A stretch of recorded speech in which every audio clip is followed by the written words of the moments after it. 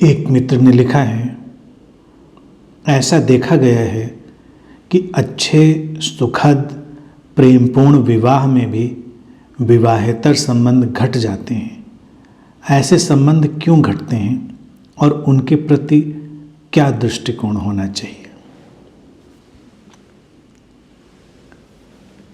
ये भी एक बड़ा जटिल विषय है, विवाहेतर संबंध, एक्स्ट्रा मैरिटल रिलेशंस क्या होते हैं, क्यों होते हैं, उनके प्रति क्या दृष्टिकोण होना चाहिए, इस पर हमें ज़रूर विचार करना चाहिए। और जो प्रश्न में बात उठाई कि अच्छे सुखद वैवाहिक जीवन में रहने वाले लोगों के साथ भी ऐसे संबंध घटते हैं, तो क्यों?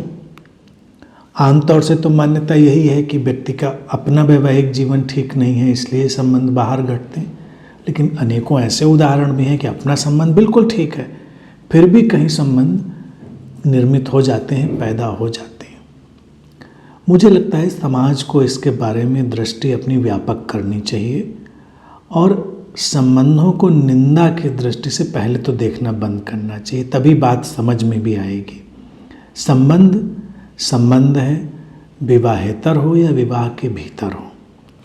विवाह यूँ देखा जाए एक खेल की तरह, कोई भी खेल हो, क्रिकेट, फुटबॉल, टेनिस, बैडमिंटन, हम उसको खेलते हैं तो कुछ नियम बनाते हैं, उन नियमों का पालन करते हैं, उन नियमों के अनुसार खेल चलता है। अब विवाह भी एक ऐसा खेल है जिसमें हम कुछ नियम बनाते हैं कि भाई हम एक दूसरे के प्रति कमिटमेंट रखेंगे, एक दूसरे का ध्यान रखेंगे, निष्ठा रखेंगे, साथ में चलेंगे। लेकिन जैसे किसी भी खेल में कभी भी कोई नियम टूट सकता है, वैसे विवाह में भी टूट सकता है, क्योंकि नियम तो हमने ही बनाए हैं। मनुष्य की जो संरचना है, स्त्री हो या पुरुष हो, वो व्यापक संबंधों की है।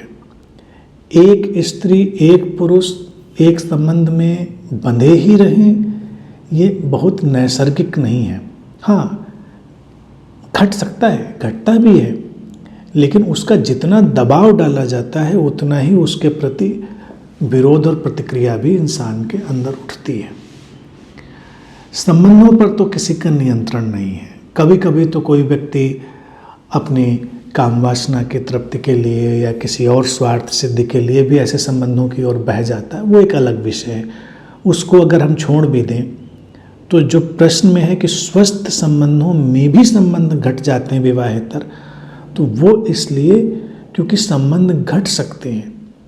व्यक्ति की जीवन पथ पर वो नहीं जानता कब कौन व्यक्ति प्रवेश करेगा और उसके प्रति उसका लगाव निर्मित होगा, संबंध निर्मित होगा।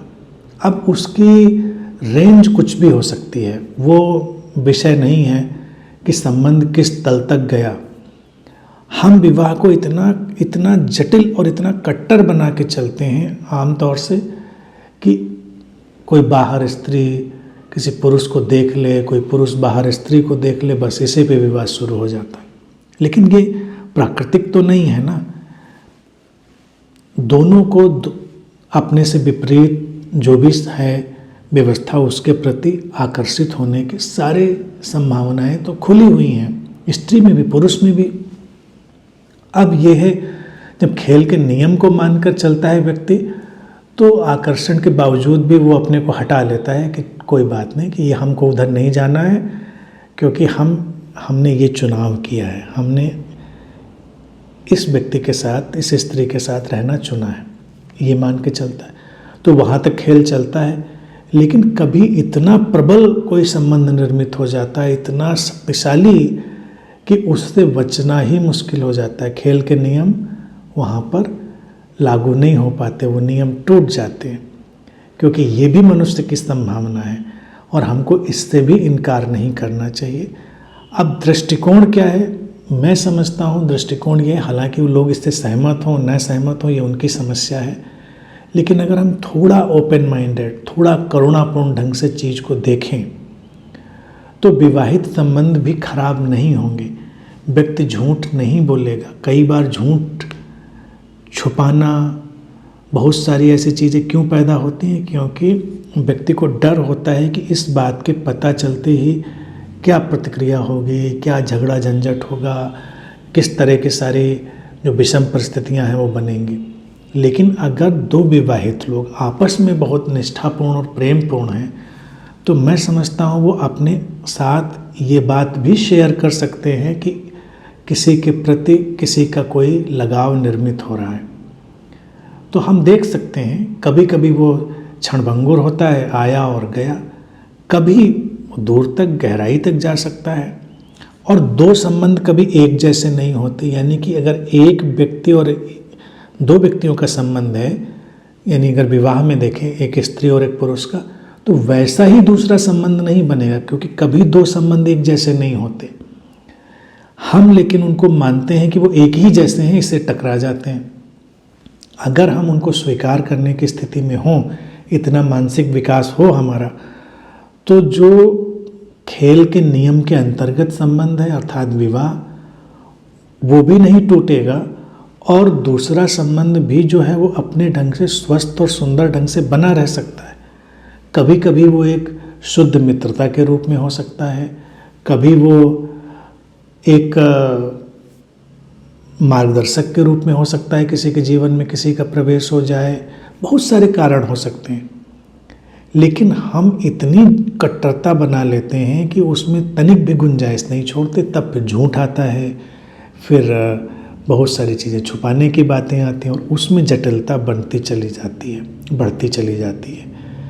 ये मान लेना कि ऐसा नहीं होगा ही अप्राकृतिक है। प्राकृतिक तो यही है मान के चलना कि ऐसा हो सकता है। व्यक्ति नहीं चुन रहा है तो वो उसका अपना चुनाव है, अपना विवेक है। और समाज में जो प्रश्न में बात थी, जो अनुगूंज थी, वो मैंने भी देखा है। कभी कभी व्यक्ति लाख नहीं चाहता हो, लाख उसके संबंध अच्छे हों, लेकिन कोई संबंध इतना प्रबल रूप से आ जाता है कि वो घटता है, लेकिन वो विवाह नहीं होता।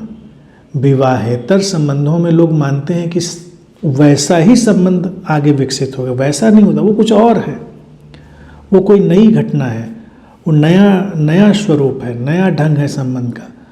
तो एक विकसित समाज में, एक इनलाइटेंड सोसाइटी में हम ये परिकल्पना कर सकते हैं कि हम इतने खुले दिल दिमाग से चीज़ों को देख सकें।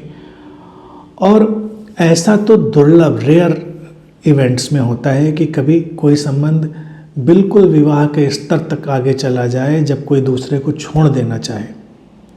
अभी जो छोड़ते हैं लोग, जैसे विवाहेतर संबंधों में टूट फूट, डाइवोर्स जो होता है, वो क्यों होता है? क्योंकि लोग स्वीकार ही नहीं कर पाते, वो एक पार्टी स्वीकार ही नहीं कर पाती। और हर संबंध को आगे विवाह में ही बदलना हो ऐसा आवश्यक नहीं होता। एक तो चीज़ है कि हमने मैत्री की अवधारणा को पूरी तरह से विदा कर दिया।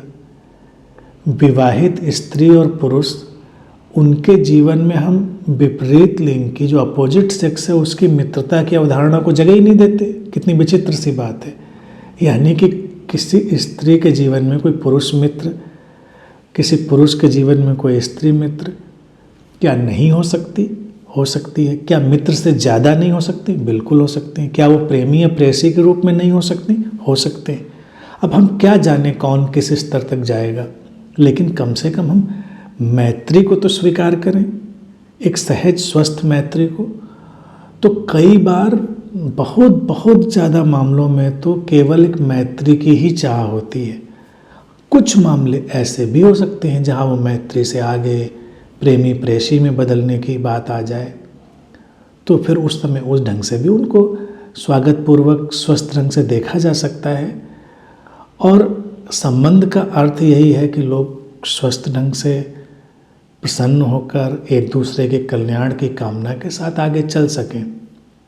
तो विवाह को किसी युद्ध की तरह न देखा जाए, पहली तो चीज़ ये है। और विवाह को कोई कमोडिटी की तरह न देखा जाए कि ये व्यक्ति हमारे साथ विवाहित हो गया, या स्त्री या पुरुष, तो हम इसके मालिक हो गए। खेल है, नियम मान के चलो, लेकिन कभी कभी नियम में कुछ और भी प्रवेश कर सकता है, उसकी गुंजाइश भी खुली रहती है। तो सहजता से, स्वागत से और स्वस्थ ढंग से उस पर विचार विमर्श करना, चिंतन करना, देखना, उस पर आगे चलना, ये सब स्वीकार होना चाहिए। तो जीवन ज़्यादा स्वस्थ बनेगा, ज़्यादा बेहतर बनेगा। यही दृष्टि में समझता हूँ, इसको अलग अलग ढंग से हम चिंतन करके अपने जीवन में शामिल कर सकते हैं।